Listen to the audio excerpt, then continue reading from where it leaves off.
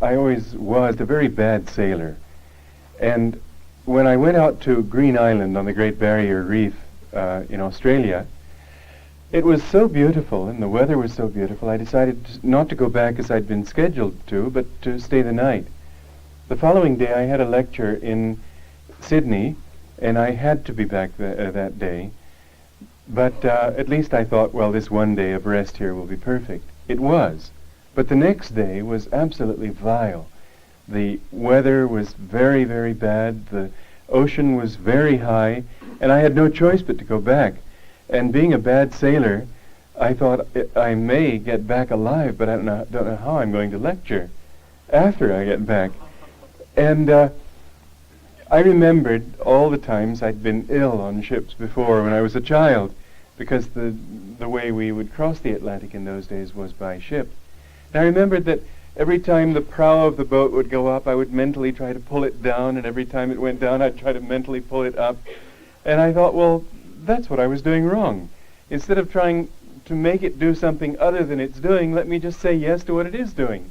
And so the boat going back from Green Island was making these horrendous corkscrew motions. It wasn't satisfied with just going one way. And every time it did, I'd say yes, and go with it instead of going against it. And I arrived, my willpower exhausted, but still feeling good. And it taught me a very good lesson. If we learn to go with things, just as in this reading that Catherine just read us, learn to go with the things that tire us in that example, or with the movements that upset us, or whatever it might be, then we will be able to survive. More than that, we'll be able to win, to learn, to come out victorious from the experience, and not to be really touched by it. But there's one other condition which wasn't mentioned in that path reading, and that is that there must be a still place within you that isn't going with it, that isn't resisting it, but that also isn't going with it. Otherwise, to just give a rather poor example in this case, but that corkscrew motion, if I'm absolutely committed to the corkscrew motion by saying yes to it and then it stops, maybe I'll feel badly because it's not moving anymore. Just as when the ship was going up, I wanted to pull it down. If I had gone with the up movement but not been able to go with the down movement, I would have started feeling badly when the ship went down. And so it is that very often people will have reached the point where they can say yes to certain things, but with so much identification with those things that they cannot go with the shifting tides. They're able to go with success in business, but they aren't able to go with failure. They're able to go with hard work, but they don't know how to relax. I was told by an airline pilot that the average life expectancy of a commercial airline pilot after he retires is about 2 years. Because he's so used to moving, his body's so accustomed to moving that he can't slow down. And when he does slow down, it's too harmful for him. He said he was planning to beat the system by continuing to travel after he retired. And I saw a friend of his the other day who said that he's still alive after 8 years of retirement. But the thing is that the only way that we can really win this battle is like a skier. A perfect example is the skier who is not committed to going down the hill necessarily in a straight line, but is centered in himself and is able, by that centeredness, to go with what happens, but at the same time be centered in such a way as to change his direction as he wills. And this is the trick of the spiritual path, that we want to completely go with what we have to do, say yes to our particular dharma or our spiritual duty, say yes to what God gives us to do, and yet at the same time know that none of it is really ourself. It's something that we are doing temporarily, but that ourself is, as in the Bhagavad Gita reading this morning, that God is in everything and yet touched by nothing. He isn't defined, in other words, in terms of the universe. One of the arguments against the pantheism of the Indian religion is that it seems to imply that God evolves with his creation. But that's not a right understanding of the meaning of pantheism, at least in the sense of the Vedanta teaching. God doesn't evolve. God isn't touched. He isn't defined by anything. He's out of time. Time is a most interesting study. The other day a child asked me my age, and I told him, and suddenly I realized that I'm not that. None of us is the age that we are. We are eternal, and we should think that way and live that way. When people asked Master how old he was, he said, "I'm eternal." And I had never said it because I didn't feel it, but suddenly I did feel it. Because you look at your little body as a child, you look at your grown-up body, you look at the old body, and it's the same person. Looking at pictures of children, of friends that you know in their adulthood, and you see them in their childhood, and you see it's the same eyes, the same person. It's a little game that we have at Christmas time of putting childhood pictures of Ananda members on the wall and trying to guess who is who. In most cases, it's really quite easy to see.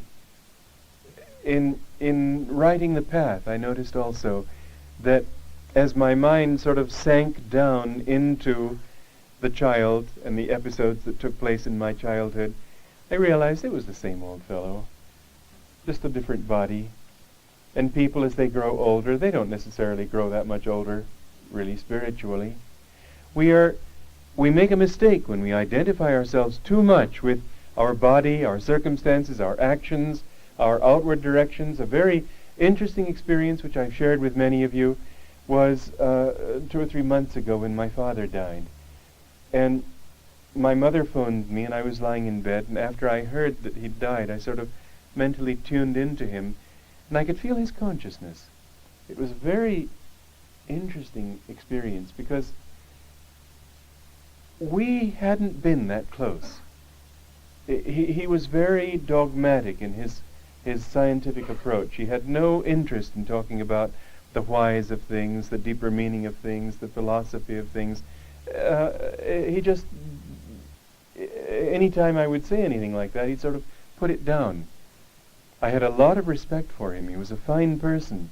But we didn't share interests. We had none of those things in common. One time, I asked him if he had read a book of mine, and he said no. And then he went on, have you read an article I gave you that I wrote? No. He said, well, you see. That's how it was. It's too bad, but it's how it was. When he died, I felt a consciousness that was very separate from all the things that he'd done, the self-definitions that he'd acquired, the beliefs that he was very firm in his beliefs. I know how absolutely convinced he was that we'd never land anybody on the moon. It was scientifically impossible. Of course, he had to adjust to the reality when it happened, but he was dogmatic in his way. And yet this energy that I felt behind that dogmatism, which is what I felt that morning, was of a very fresh, strong energy, which he had put forth in overcoming the obstacles that he had to face in his life. Very honest, very honorable, very vigorous and courageous. He was all of those things. And that was what he had gained in his lifetime. And those other self-definitions were stripped off. They weren't the real he. Nor are you what you seem to be to your friends, in the sense of your self-definitions, your ideas, and so on. Those things are stripped away. It's the energy flow, the state of consciousness that you have developed, that you've acquired by acting as you've acted, that you will carry with you. The fact that he did everything that he had to do with a very clear mind made his mind even clearer when he died. And I could feel it very strongly as it was when he was a young man, when I was just a child, a little toddler. But it was more than that. It was more vigorous, more fresh, as if he had gained in this lifetime in that direction. But that's who you are. That's what you'll take with you when you go. And this personality will be really just a memory. Your personality is the superficial you. Underneath that, there are these basic attributes of courage and dynamism and or weakness, and the opposite, depending on how you act. When you face a test, do you meet it and try to overcome it, or do you think, oh, well, gee, it's too much trouble? These things determine the quality of your energy, the strength of your energy. All of that is what you really are. So that is you, which is somewhat behind the scenes and directs what's happening on stage. But the real you is that which is behind the scenes and watches all this play. And again, you really are out of time. It's a fascinating subject. How long does it take for us to achieve this knowledge of what we really are? A few of us were talking about this in context with a movie we'd seen the other day on video cassette, Somewhere in Time. Interesting movie, probably quite a few of you have seen it. If you wanted to examine it critically, you'd probably be able to rip it to shreds because it's got a lot of flaws. But it doesn't matter. The theme is very interesting. Is it possible to withdraw from this lifetime and go back to another lifetime? Or there's a novel called 2150 A.D., where somebody goes forward in time to 2150 A.D. and meets his soulmate or something or other there, and finally is able to leave this body altogether and live then. Yogananda said that in respect to time, that time doesn't really exist. Everything is happening right now, and that the film could be turned forward or backward, because it's all right there. There was a friend of mine who was, he spent the night in an old Mayan ruin. He himself was a Mayan. And he had a vision, it looked real to him, that suddenly the temple came to life and there were priests walking in and out. And he saw a scene which presumably actually took place many centuries ago. There have been many stories like that of people suddenly seeing with their own, apparently with their own senses, something happening that isn't a part of this time dimension. Like a couple of English ladies who went to Versailles, it's a very famous story, and suddenly the whole palace precincts changed, and they actually saw things happening in the time of Marie Antoinette. And another couple of English ladies were at some site where there had been a great bombing raid in the war, but they went in the 1950s, and they heard planes overhead and bombs crashing and tanks and all sorts of things. I think it was an invasion then, I'm not sure. At any rate, they heard all these sounds and were very puzzled by it and asked the townspeople what was going on, and nobody else heard anything. People have had these experiences where suddenly they see something that happened before. In that case, it would not be a memory because those women were mature ladies seeing something that happened only about 6-8 years before. So it wouldn't be a past incarnation. It would be something to do with the shifting quality of time, which sometimes takes us out of this dimension and takes us somewhere else. There have been many cases also of people suddenly seeing things in the future as if they were there, and then suddenly it wasn't there anymore. I remember Master talking to a child of one of the members there at Ananda, and he just sort of like this, and he said, "I'm seeing your whole life." He said, "There, now it's gone." But suddenly that's the dimension that he was in. Charles Fort, who was a scientific writer, and took great pleasure in sort of puncturing the balloon of science, and he spent his whole life finding facts that are totally inexplicable to science, like rainfalls of frogs and many other things. And he found some very peculiar item, which I have no way of knowing whether it's true, but we do hear things like this, of somebody who was walking down the streets of Sydney, Australia, and a moment later, not like a month later and he'd had amnesia, a moment later found himself walking down the streets of Mexico City. People who have gone into the... Is it true? I don't know. I mean, one is tempted to think not, but when you hear many stories like this, well, it's intriguing enough, particularly because of two things. One is that to allow the imagination leeway like this is the only way that the mind can develop the freedom to be able to find new possibilities that are really true. A scientist who is able, that's what they do with brainstorming sessions. They say, don't be critical, just talk. Come up with ideas, suggestions. And it doesn't matter if they're no good. Don't exercise your critical faculty, because that paralyzes creativity. The time for criticism comes later. So now just think, come up with ideas. The more harebrained, in a sense, the better, because that sort of frees you from the shackles of conventional wisdom, and in that way you may come up with some far-out but absolutely valid discovery.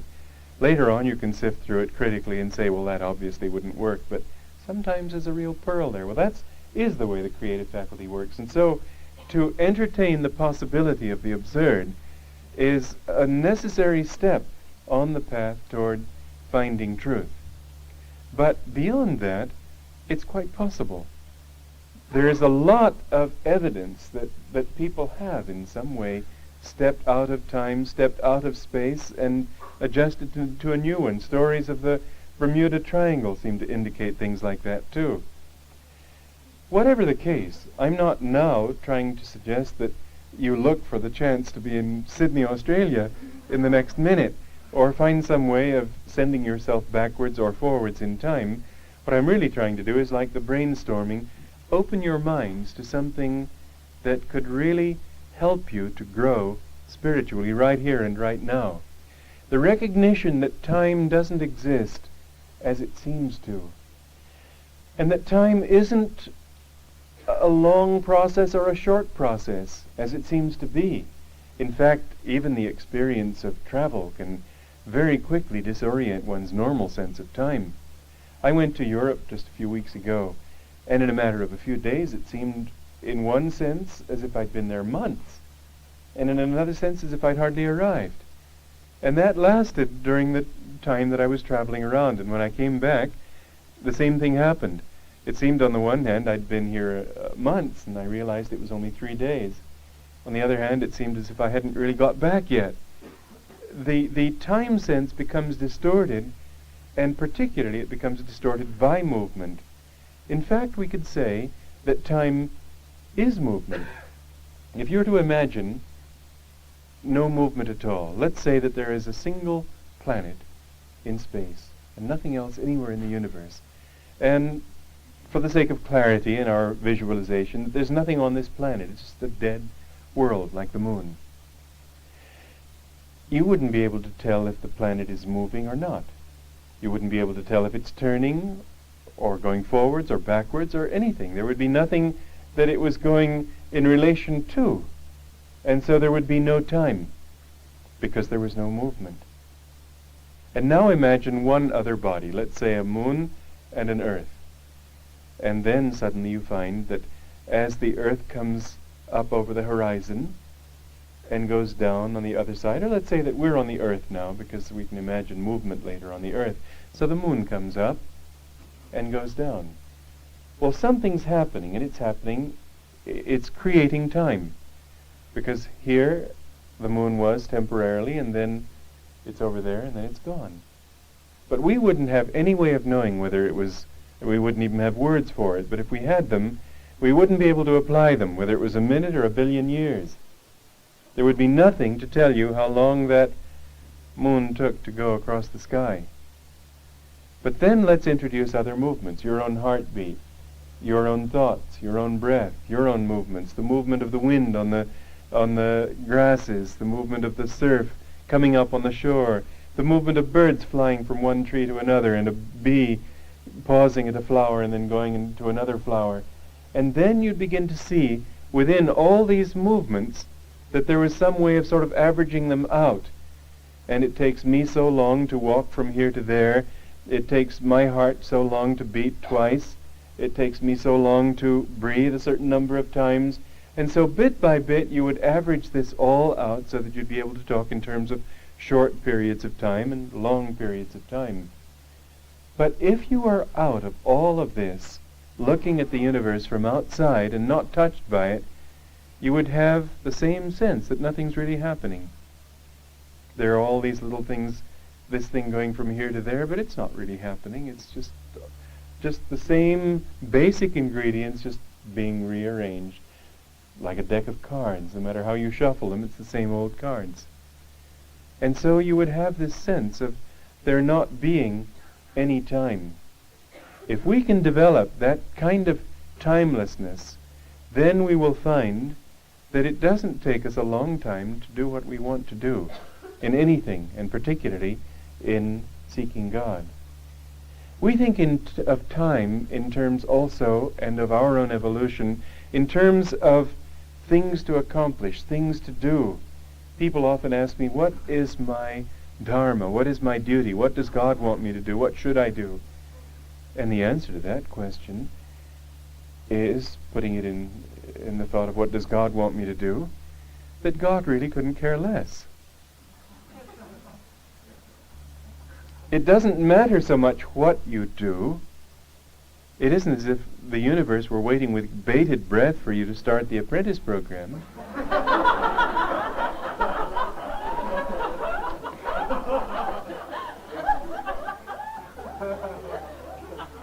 What is important is that you learn certain things, that you put out certain energy in order to acquire certain qualities, in order to, what? Realize that there was no time? Realize who you really are and then withdraw from it all? How are we to put it? Transcend, yes. But this is all a part of what it's really about. A very interesting example could be, well, I read an article by Leonard Bernstein on Beethoven. And he said, what made Beethoven so great? He granted that he was great, but he said, was he great because of his melodies? He said, frankly, he didn't have very many very good melodies. Da-da-da-dum. Second movement of the Seventh Symphony. Da da da da da da da da da da. Thank you.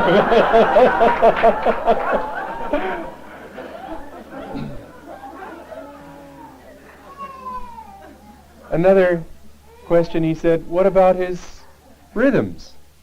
Well, they weren't all that sophisticated. There have been plenty of composers with a lot more sophistication in their rhythms. And what about his chords? Was he great because of his chords?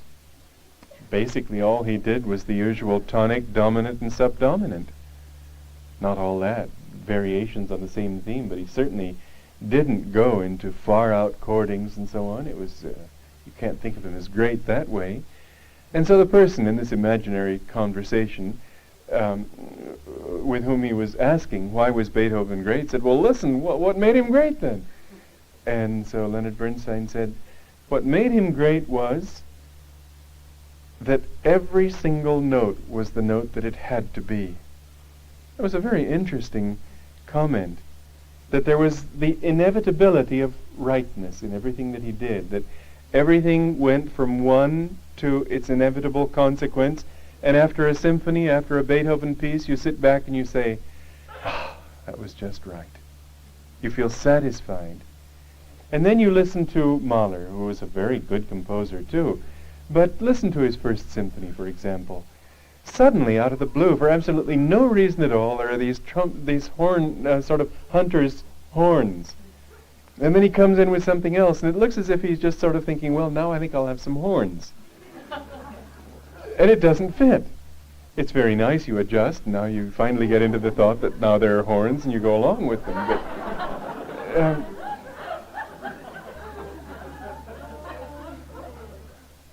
But when we find a great composer, we find that he doesn't do what he wants to do. He has no power over it, really. He hits the first chord, he offers up the first thought, and then it comes, and it has its own life. And if he's really a good composer, he tunes into what's trying to happen and lets it happen. I had that experience quite interestingly when I was writing Peace, the song. Because I wanted to write a slightly comical song. But it simply wouldn't come that way. As you know, it's almost hymn-like, very serious, and I hope beautiful. But it wrote itself. I didn't write it. It didn't do at all what I wanted it to do. As soon as I hit the first chord, this thing came through, and it was itself. And it had chosen me to come into this world, just as a soul will choose two parents to come into this world, but it is itself. And nothing you can do can really determine the destiny of that child. You can help mold it, but you can't guarantee anything, because it comes in with its own particular personality, its own particular lessons to learn, its own karma. So it is that those who really understand how to do a thing try to tune into what's trying to happen, instead of saying, I want it to be this or that. And if we apply that to our own spiritual growth, what is really trying to happen in your life? Yogananda described every atom as having certain basic elements, one of which is individuality. Every one of us has come into this world of creation, of manifestation, has come into this world with his own individuality. And it's been said, quite possibly truly, that we all have to go through everything. We have to be pirates and businessmen and sailors and murderers and murderees and everything. But each one will go through it in his own particular way. It isn't as if we all go through it in the same way. That individuality, which an actor has coming onto the stage and playing many different parts, that individuality that comes into your body and goes through all these experiences and then dies and withdraws from the scene for a while and plays many different roles on the on the stage of incarnations, that individuality doesn't change. And our job is to try to understand what is trying to manifest it. We could put it this way: what particular melody does God want to play through us to complete the symphony of life?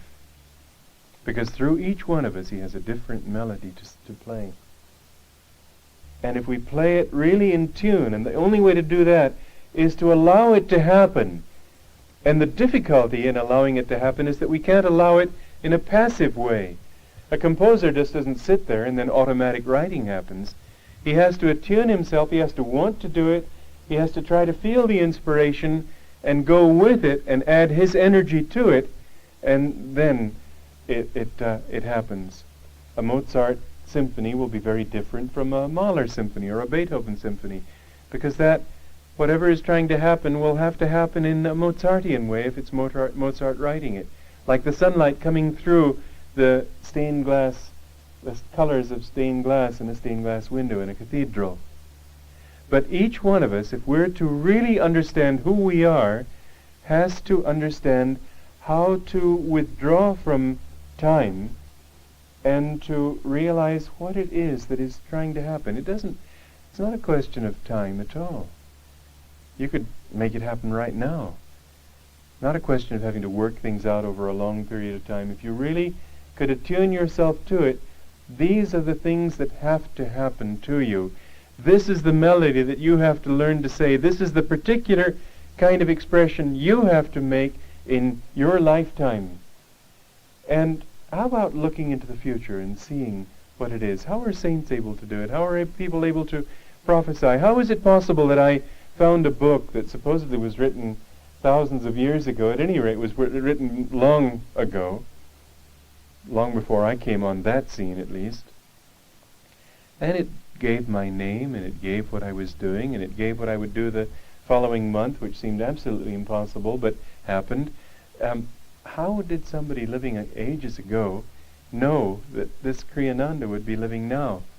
That he'd be born in Romania, and his father would name him James, and that he would have, it said that he has brothers, but no living sister is possible, though one will die in his mother's womb. Well, I never heard of my mother having a miscarriage, but when I went home and I asked her, she said yes, she'd had a miscarriage. It said that I would be going back to America within a month or two, and I went back within 2 months. It said that after I got back I would be given a high position. There was no high position for me to be given. I had all the position that I could have. But on the way home, the vice president died, and when I got home, they made me the next vice president. All these things were impossibilities, it seemed, and yet they were so. How could somebody living thousands of years ago, perhaps, certainly before the action, see it in the future? How? Because there are certain patterns that have to work themselves out and certain inevitabilities that come from those patterns.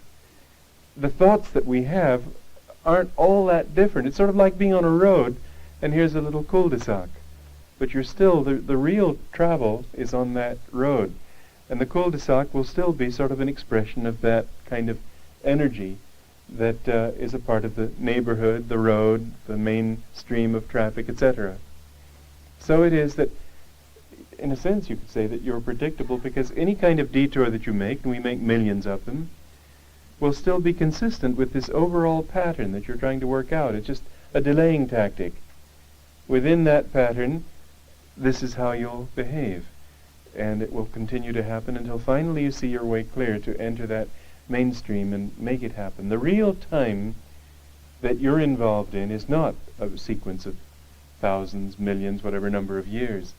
The real time is getting to that point where you were manifested and discovering what it was that was manifested. God manifested a certain kind of energy, a certain kind of individuality in you, and you have to discover in all your actions what that is. The thing then in your life is to try to understand what is God trying to say through me. The more you can attune yourself to that, the more you can listen inside, not say, I want this and I want that. That's just a delaying tactic. You can do that for millions of years if you like. But it won't ever happen. You won't ever get there until you really tune in. Listen to what he's trying to say, and then go along with that.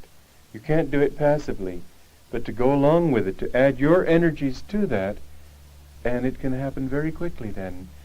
What melody is he, what symphony is he trying to make of your life? Just as in writing a symphony, there's that symphony trying to happen. So there's something that's trying to happen in you. That is your destiny. That's what you were born for. That's what you were created for from the beginning of time. And the sooner you get with it, the sooner you attune yourself to that, the faster in time it will take place.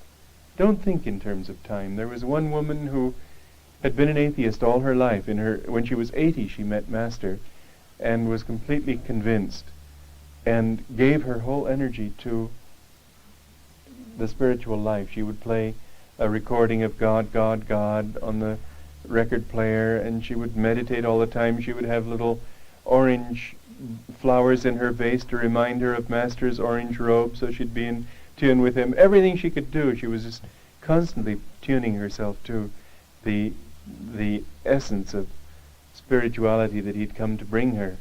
And in the few years that remained her, she attained salvation. It doesn't matter where you've been or what you've done. If you make that change now, and if you understand that the way to make that change is not to do it because with the thought of I want it, but more and more learn to attune yourself to what is trying to happen through you, to sort of letting go in a sense so that God can do it, the more you will find that I know Ananda, a great woman saint, when people would ask her for advice, a very usual reply of hers was, do that which God or your inner self make you do. And most people thought, well, that means, well, I want to go to Europe next year, so I'll go. But that wasn't what she meant. She meant to attune yourself to the inner self, get the brain out of the way, stop thinking too much, and just let it happen. Get into the flow, and you will find that that which you were to do will happen automatically without any effort. You don't even have to try. It just flows. This is the essence of the spiritual path. Let's have a short meditation. Instead of a reading from Whispers from Eternity, I thought I'd quote a passage from Autobiography of a Yogi, relevant to something I was saying in the class yesterday morning. Reason is rightly guided only when it has accepted the inevitability of divine law. A very profound and very important statement, because the tendency of the mind is always to try to justify itself when it makes a mistake, to say, oh, well, it wasn't that bad, or, oh, well, it didn't really happen, or, well, but I have virtues too, and various ways of excusing it, of pushing it under the carpet. Or, on the other hand, in accepting that it's true that you've made a mistake, to make such a big to-do about it that your mind is in such a turmoil of self-accusation that the divine grace can't come in to help to cleanse you. It's very necessary in the beginning to face reality as it is, to face the reality in yourself as it is, to recognize, as I was saying yesterday, that we can never escape truth. Truth alone in the final analysis wins. The law wins. You can't get away from it. And so there's just no point in trying to sweep it out of your ken, to try to pretend, oh, it doesn't really work that way, oh, the scriptures are biased in this respect, or the people who wrote them didn't really know. I've heard all sorts of things in my life. But the only thing finally that works is to say, well, it's so, and so what do I do about it? That's the next step. In the Catholic Church, they have confession. Confession is intended to help you to accept that this is something that I did that was wrong. This is a direction that I've been going in that isn't right. The only thing wrong with that is, well, there are two or three things wrong with it. One is that if you confess to somebody who hasn't wisdom, then you don't get out of your predicament. Just being a priest doesn't give you the power to forgive sin. This is only a dogma, an institutional claim that doesn't have its root in divinity, because that kind of power is given only to the individual. And as Master said, if a priest has the power to forgive your sins, then can he forgive you the sin of having overeaten yesterday and having a stomachache today? If he can really forgive that, then you'll go away without your stomachache. Otherwise, we can't say that he has that power to heal, that power to forgive, which is what forgiveness is really about. It's a healing of the soul. And another thing wrong with the practice of confession is the tendency to let somebody else do it for you. It's really something inside yourself. It's a matter of attuning yourself to grace. And a person can't give you that. It has to be done by you. But in cooperation with a priest, yes, the principle is right. And if a priest were there in the role of confessor, but acting with you rather than doing it for you, if he were wise and helping you to see where your error was, instead of just chalking off a long list of sins, but see, well, this is where you made a mistake. Was it really a mistake? Why was it a mistake? It's only when we can see ourselves absolutely in relation to the law that we can then decide what to do about it. It's not. Master used to say the greatest sin is to call yourself a sinner. And Jesus says in the Bible something that appears to be just exactly the opposite. He says that you must be able to come before God and say, have mercy on me, a sinner. I am a sinner. Why would two masters seem to contradict each other? This, of course, is the reason for, a very important reason for having a guru, for having a teacher, for having somebody who can explain. Otherwise, there are inconsistencies all the time, because they're being, the limitation of words being what it is, they're approaching the reality and defining the reality in a particular way, which may serve from this perspective, but won't from another. What Master was saying is, don't wallow in your sins. Say, I am a child of God, but that doesn't mean I've never made mistakes, which is what sin is really all about, to be able to say, I made this mistake, and now I want to correct it. That's essential, to say, well, I didn't make a mistake. If you didn't make a mistake, there's nothing to correct, and so you'd go blissfully through life, affirming a perfection that simply will never manifest. That perfection will manifest in reality, not in wishful thinking. What Jesus was trying to do was get people to be honest with themselves, to see where they really are, but he didn't mean for them to wallow in that thought. And this is the reason for the different emphases on the same basic principle. We need to be able to see and not to try to make excuses for ourselves and not to say, oh, no, it isn't really so, or yes, but look, I'm not always that way, or usually I'm not that way, or all the excuses that people make. Just say, well, all right, I made a mistake, or all right, I'm wrong, or whatever it might be. And then the next question, after having gotten down to the bedrock, having cleared away the weeds, and gotten down to the soil, then you say, all right, now what do I do about it? You don't worship your mistakes. You don't dwell on those and say, that's what I am. You say, I am a child of God. I am perfect. Carmen in Sorrento was saying that she's a very positive, affirmative person. When people ask her how she is, she says, benissimo, very well. And some people criticized her once. They said, it's not possible to be benissimo all the time. And she says, no, the body can't be, perhaps. The mind can't be, but the soul is. And that's the level I'm speaking from. Well, from that level we can speak and should speak. Even in the midst of darkness, we should say, I'm a child of light. You see the difference in emphasis? To admit that there's darkness, not to say there is no darkness. Not like that story of I've told, many of you have heard this before, of the Catholic and the Baptist and the Christian Scientist who went to hell, and they were trying to figure out how they could possibly have gotten there because they were good, steady churchgoers. And the Catholic said, well, maybe he missed Mass one Sunday. And the Baptist said, well, possibly he wasn't completely immersed when he was baptized. And they turned to the Christian Scientist and said, well, what are you doing here? And he said, oh, but I'm not. Well, if you don't admit that there's darkness, then you don't make the effort to come to the light. But if you say the darkness is the reality, you won't try to come to the light either.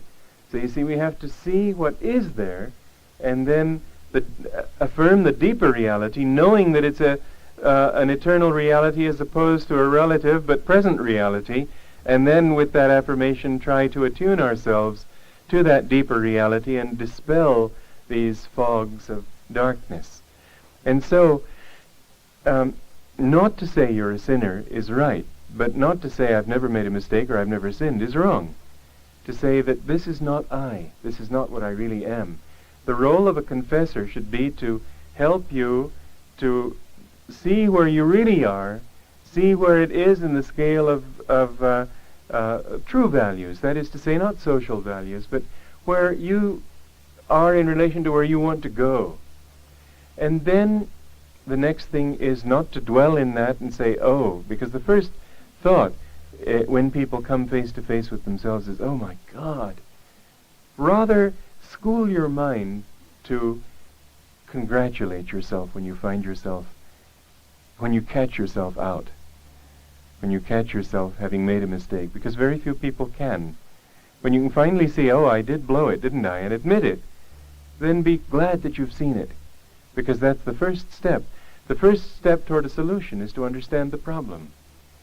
And so, to be very clear with it, and then to say, well, what do I do about it in a positive way? How do I now go in a direction that will enable me to come to the light? This is the important thing. And when we see, going from the confessors to the psychiatrists, we find that there is all too much emphasis there, not on leaning on someone else and saying, well, God will take it all on his shoulders, Christ will, and you're all free from it. I absolve you. It's too simple that way. It's a wholesome thought as long as it's accompanied by understanding. Penance they give you, but again, the penance is, even the word penance seems to be a negative thing. I'm sorry, I'm sorry, I'm sorry. Why not? I remember playing a game of volleyball and not playing it very well. And every time I made a mistake, I would say, I'm sorry. And finally, or it's my fault, finally one of my teammates said, your humility is inspiring, but when will you reform? It's not enough to just keep saying, oh, I'm wrong. How are you going to get right? That's the important thing. And the psychiatrists all too often tend to emphasize the darkness, the negative side. The Freudians tend to say, well, that's you, so be honest about it and admit that that's you, and have fun. And the trouble is, I'm oversimplifying it, but basically that's what a lot of the message is, isn't it? And the Jungians say that we must face the darkness in us before we can come out of that darkness, but they spend so much time facing the darkness that they don't have time for the light.